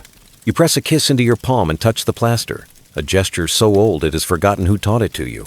The gods go nowhere, neither do you. Not yet. There is bread to queue for. There is news to collect from mouths that still carry sleep in their teeth. There is the small pride of a floor, already swept by someone who woke in the middle of the night and decided that tomorrow should not begin by tripping. You tug the chest back from the door, not because danger changed its mind, but because morning has. The child's bulla gets rehung around a moving neck. The fastenum ticks against the plaster like a little bell saying the worst has passed it by. Across the landing, someone sneezes a blessing onto the stairwell. The stairwell accepts. Below, the vigils give the baton to daylight without ceremony, which is the best way to be brave. And you, with sleep folded into you in 2 careful layers, feel the odd freshness that only nights with an intermission can give. There is no profit in the house, only a niche, crumbs, a wine stain, a lamp. But the city believes you will do. That is what household gods are for. To make your ordinary a liturgy, your corridor a temple that prefers sandals to marble, your midnight a conversation instead of a worry. It begins as a rumor in the stairwell. Warm air, carrying a sweetness no incense ever managed, slinks upward in ribbons and nips at closed eyelids. Someone's lamp is still a coal on the shelf. Somebody else snores the last line of second sleep. Then the baker coughs down the alley, 3 polite barks that might be a coincidence anywhere else, and the rumor becomes a summons. Bread is awake. The pister across the vicus has opened his shutters to the color of apricots. The oven is a small sunrise that beats the real thing by a quarter hour. He has the voice of a man who knows exactly what hunger sounds like on other people. Panis calidus. Hot bread. Wooden paddles, scrape, loaves, kiss each other in the darkness. And when they part, they carry new names. Panis plebeius for the honest majority. Panis saligeneus for someone with a little extra coin and an appetite for white flour bragging rights. The first tray marches into the air and breaks it open. The scent climbs your stairs like a familiar uncle who never asks permission. Yeast and char. A little smoke, a little bragging. Doors unlatch before hands decide to move. Footfalls start softly, the padded rhythm of those who slept lightly, then the syncopation of those pretending they didn't. A girl with her hair in a knot is already on the landing with a basket, knuckling one eye, lararium crumbs still under her nail. A boy runs past with 2 copper coins rattling like official permission. The neighbor who swore last night he would diet until Saturnalia is already halfway down the flight. And if the gods meant to judge him, they should have done it before the second batch. On the lowest step, a cat sits like a magistrate, auditioning which buyer most deserves to drop a crust. Your door learns a new hinge noise as you drag the chest aside. The hallway invents a breeze so it can deliver the bakery's line to you personally. You check the strap on your purse, the knot on your tunic, the face you use for bargaining, mild, not meek. And then you step into the shared morning. Stairs complain in their usual dialect, 1 squeal per landing, 1 pop at the turn, and somebody above calls out to someone below, comparing loaves by sound. Is it the hollow kind? Yes. The knock rings like plans? By the time you hit street level, the innards of the Insula have reversed themselves. Last night everything streamed inward. Stew, gossip, smoke. Now everything pours out. Sandals slap stone, amphorae knock. A wheel clacks where a cobble loses its temper. The vigils pass off the night without ceremony to the day. A watchman trades a torch for a loaf with the discretion of old comrades. At the corner fountain, the bronze spout has begun to talk in water, and the water carriers have formed their gentle war. Yokes settle into shoulders. 2 clay jar men jostle 3 jar optimists. A woman with a single amphora holds her ground by sheer memory of yesterday. Spadium, amice, space, friend. It isn't a request so much as a ritual. The line at the bakery shuffles forward by half loaves. The baker's boy palms coin after coin and bites none trust is faster than assay at this hour. Behind you, a mule coughs. In front of you, a baby makes a noise that could be rage or heroism. When your turn lands, the baker leans a little toward you. He knows you're building by its footfall and sets a round into your hands that weighs more than its price. You receive it like a newborn, and it steams like a secret. You tear 1 ear off the loaf for religious reasons, the religion of appetite, and steam kisses your face. The first bite says, continue. Markets don't assemble. They collect themselves from all directions until there they are, inevitable as a crowd around a rumor. You walk the 2 streets to the Macellum in a current of people who have the same list as you and different opinions about the order. A cart rattles past with last night's ash. A stray dog reads the road with its nose and decides every vendor has what it needs. Overhead, shutters lift like eyelids and the day begins to stare back. The Macellum opens like a mouth. Stalls tabernae flip their boards horizontally and become counters. Owners anchor the day with buckets, knives, scales, and the first joke they will repeat 20 times. In the middle, a round follows with a basin glints. Fish will have a chance to look wet, even if the river refuses. On the left, greens arrive in their ordinary miracles. Cabbages, the size of proud heads. Leeks, wearing honesty like a uniform. A hill of olives that have arranged themselves by mood, wrinkled for the wise, glossy for the ambitious. On the right, an architecture of protein. Pig ribs striped like music, goat hanging with the patience of saints, Chickens brought with such innocence you immediately suspect the price. Smell is the market's bookkeeper. The salt of garum, confident and unapologetic, drafts over the threshold and dines on your attention before you can object. Coriander comes in on a breath, like a remembered story. Yesterday's fish is a cautionary tale. Today's fish talks back by still moving its mouth long after you have stopped respecting it. The butcher sings the morning's hymn with his cleaver. Levis, Levis, light cuts. He slaps a hand on the scale, then takes it off again in the oldest duet in retail. You stare until his hand remembers honesty. He grins and reduces your price by the joke you didn't tell. Coins clink in small dramas. A woman trades 2 asses and a compliment for a handful of figs that will visit again at noon as regret and at night as a blessing. A boy tries to buy courage with nuts and is sold walnuts that require more bravery than he planned. At the garum table, a sailor swears that this amphora came from Carthago Nova just yesterday. The seller swears the same thing more soothingly and wins. Buyers sniff corks, stall holders sniff buyers, and everyone pretends the math is about weight when it's really about power, patience, and whether you can stand to wait for the next boat. People are waist deep in their roles. The porter Sicarius with a rope belt for lifting tugs an empty sledge across stone and leaves a line you could follow after dark. Near the Horia, job seekers who call themselves mercenarii gather in a bunched silence to look available. Hands on hips say wood, hands folded say bookkeeping. Hands on knees say I can do anything until the bell. Guild's collegia hum awake. The carpenters have arranged their tools like a parade. The muleteers have arranged their mules like a threat. You make a note to avoid the fuller's corner. Even the gods forgive that smell at breakfast. At the edge of the Macellum, the Tonstrina, barber's shop, has already gathered a small theater of men prepared to pretend they enjoy being scraped. The barber has a razor that looks like a rumor and a basin that looks like a dare. He flicks a towel with the precision of a centurion and makes change with his elbows. In the doorway, a schoolboy holds a wax tablet like a shield and exercises his Latin on the sausage seller, who has thick skin in both senses and the grammar of a man who wins arguments with fennel. A slave with a good memory and a bad shoulder bargains as if the household purse were her own neck, because it island. Every transaction in Rome has 2 sides and a witness. This morning, the witness is a goose who disapproves of everything as a matter of policy. You buy olives from the woman who always remembers your taste for the bitter ones. She presses a few into your palm with the conspiracy's weight and says, "They'll be sweeter by the wall." You do not know which wall she means, but you agree. Truth in markets is often landscape, specific. You choose leeks by their arrogance and beans by their muteness. A fishmonger invites you to touch, and you decline because you've learned that consent works both ways with fish. At the herb stall, you bargain 2 sprigs of rue down to 1 because you suspect you'll need the other half for a curse you swear you won't write. Back at the fountain, the water carriers are at their high art. Yokes sliding, knees soft, a dance learned in pain and composed in efficiency. A boy sells hot water by the cup to people who prefer to believe it is medicine. 2 women plunge amphora mouths under the bronze and talk time. Whose shift begins, whose child coughed, whose husband promised to stop gambling with the donkey.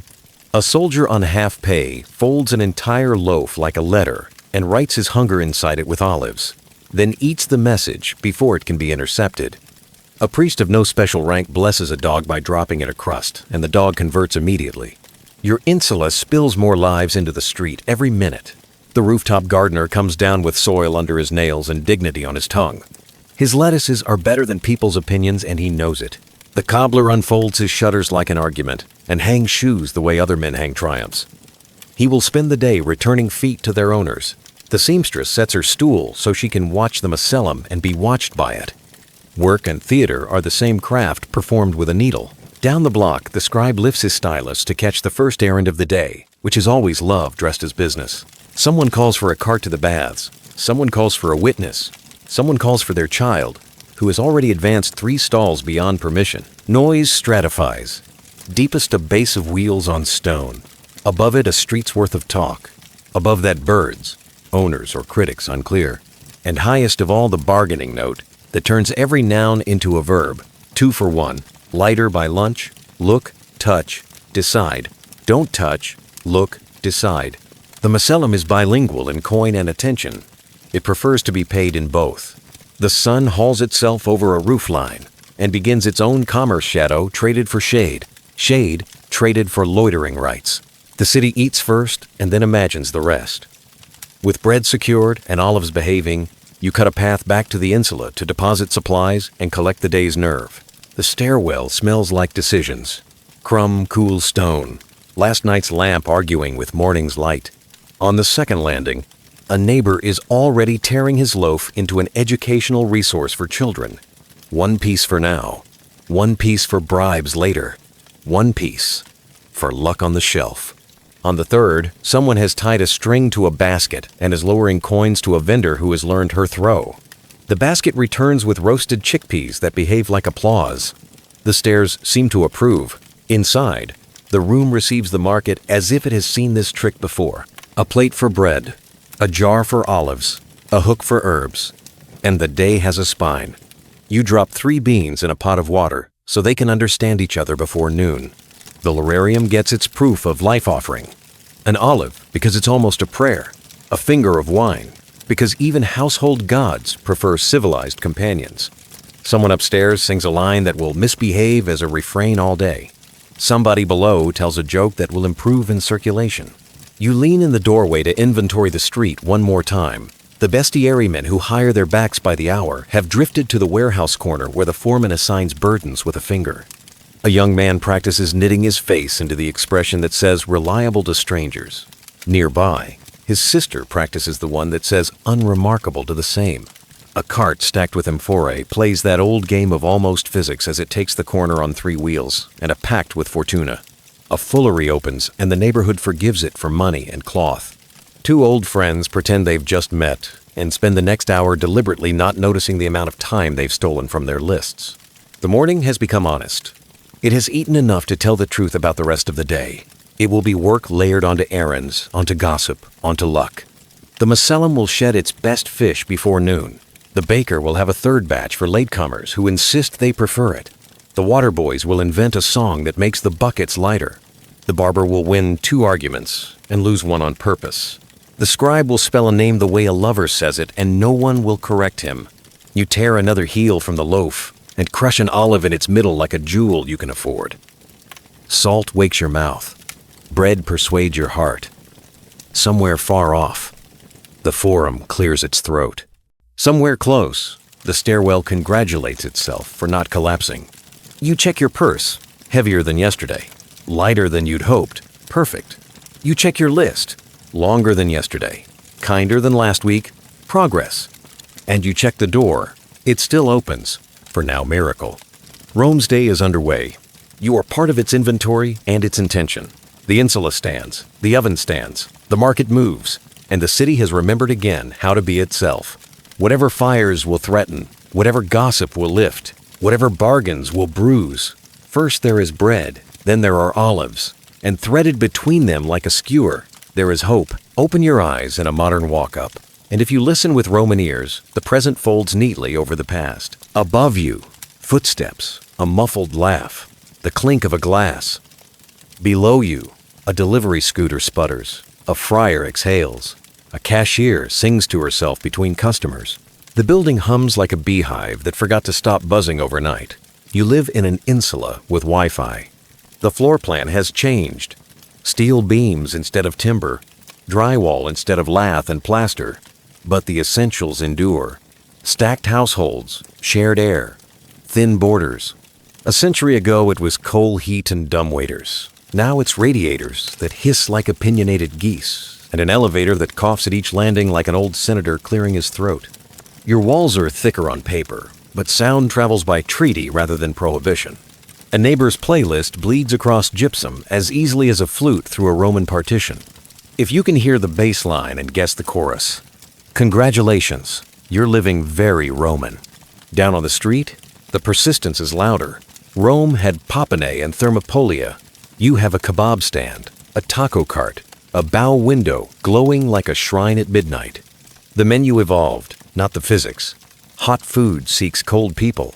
You lean out your window, and the vendor's calls are hashtags in the air. Fresh, hot, limited, sold out. The same pitch in a new tongue. In the morning, a cafe's hissing wand writes steam cursive in the doorway. The baker's door cracks at dawn so the smell can do the advertising. Your Insula's ground floor still feeds the building like a root. The economics look familiar too. In Roman tenements, lower floors cost more, safer from fire, nearer to water, kinder to knees. In modern walk-ups without elevators, the first 2 floors still sell at a premium for almost the same reasons.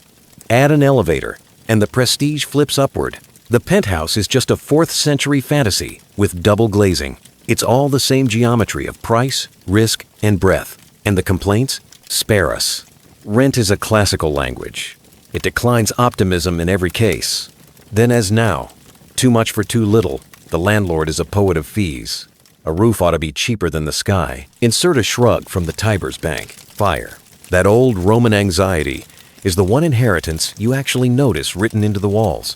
Where their staircases were bottlenecks and their lamps were little conspiracies, yours has codes, sprinklers, smoke detectors that chirp at 3 amperes. M, like mechanical cicadas with a guilt complex. The vigils now drive red trucks, but the logic is unchanged. Water in teams, ladders to the window, a neighbor banging on your door with the urgency of a friend who knows your shoe size. Where Roman landlords posted rules, no cooking at night, no braziers above the 3rd floor, you have quiet hours, no open flames, do not block the fire exit, and the international hieroglyphics of safety are lit in green. It's all an old anxiety measured in new lumens. And quiet hours. There's another heirloom. Ancient Rome had the unofficial curfew of tired bodies, and the watches clatter. You have posted placards in the lobby, a barrage of polite threats from the Homeowners Association, and that one neighbor who enforces 10 p.m. as if it were written on bronze tablets. The urban circadian rhythm remains. Dinner clatter at 8, escalated laughter at 10, trash trucks at 5, bakery at 6. The city's heartbeat is a repeating pattern printed on different drumheads. What about gossip, the city's second water supply? It migrated from stairwell to group chat without losing calories. Your building's WhatsApp thread is an amphora of news. Who left the laundry? Whose dog is adorable and slightly criminal? Where the best dumplings now are. Don't order from that place after midnight, unless you enjoy fireworks in your intestine. The bulletin board by the mailboxes, once papyrus and wax tablet, now laser-printed notices with clip art, still hosts microdramas, indoor plant swaps, piano lessons, passive-aggressive epics about recycling. Thin walls carry sound. Thin walls also carry stories. You still practice shared risk, shared workaround. Romans braced furniture against doors. You add deadbolts and video doorbells.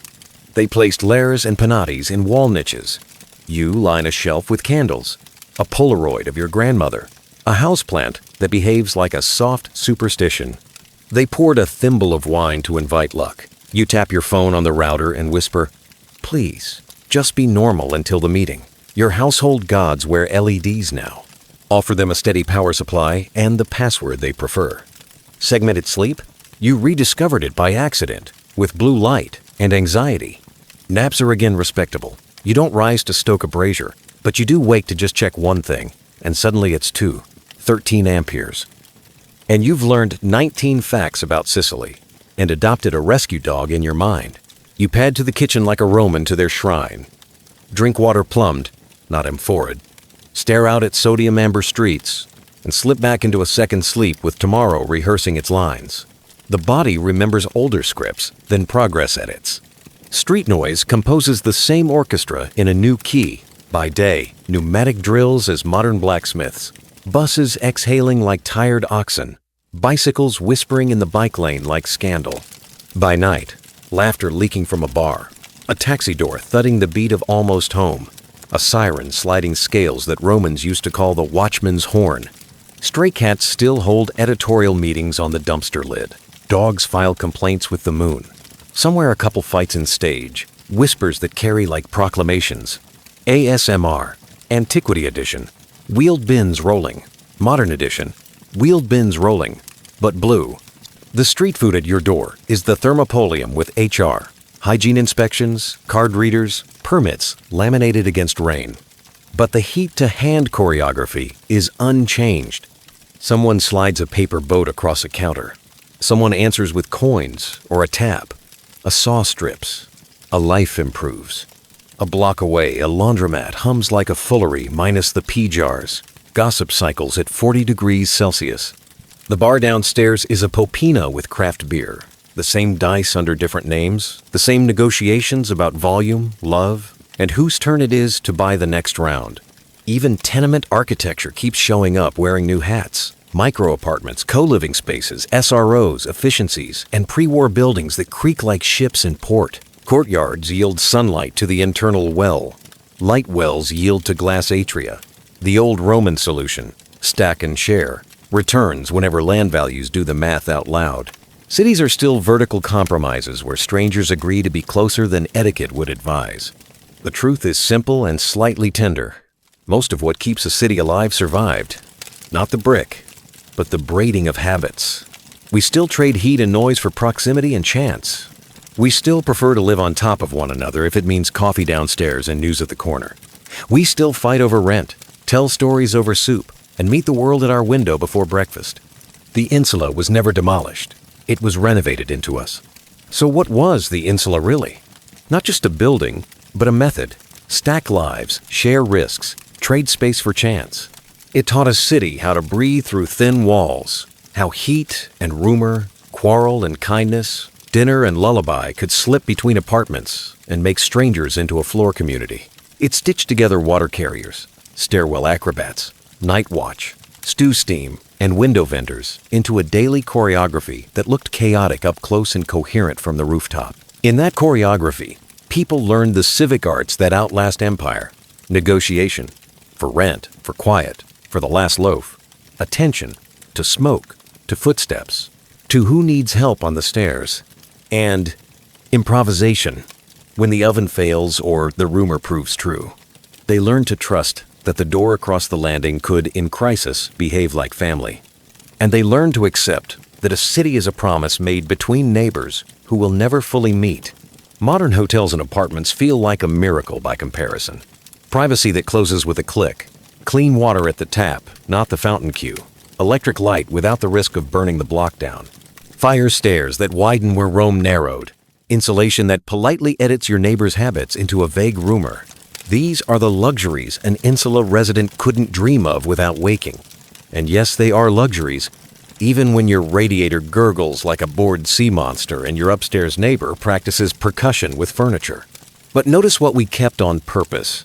We kept proximity by choice, because cities still offer the trade we most often accept, less space for more life. We kept street food at our door and news at the corner. We kept the stairwell hello, the mailbox bulletin, the houseplant on the sill, the evening window where we lean with our bowl and watch the city watch us back.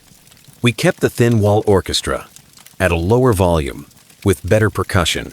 So the next time a neighbor's playlist seeps through the paint, smile. Rome invented thin wall living. You're just doing it with better plumbing. When your stew is thick and your gossip thicker, you are in culinary and social terms, dining like a Roman. And when you argue with your building chat about whether midnight is late or merely advanced evening, remember, curfew debates are as old as torches. Take the gentlest lesson from those creaky floors. We are better together, even when together is noisy. The city is a choir that never auditions. You enter by opening the window. The next time you're about to complain about apartment noise, take a breath and be grateful that, at least in your neighborhood, no one is dumping a night pot out the window. Probably. And if they are, call the modern vigils who arrive in under 5 minutes and accept tips in coffee rather than coins. Sleep easy, city dweller. The Insula isn't behind you. It's under your feet and above your ceiling. You are part of the long experiment in shared walls and shared lives. And tonight, like every night since Rome, you'll drift off to the same mixed lullaby. A pan clinking downstairs, footsteps above, and a heart that knows it belongs to a building full of strangers who make you less alone.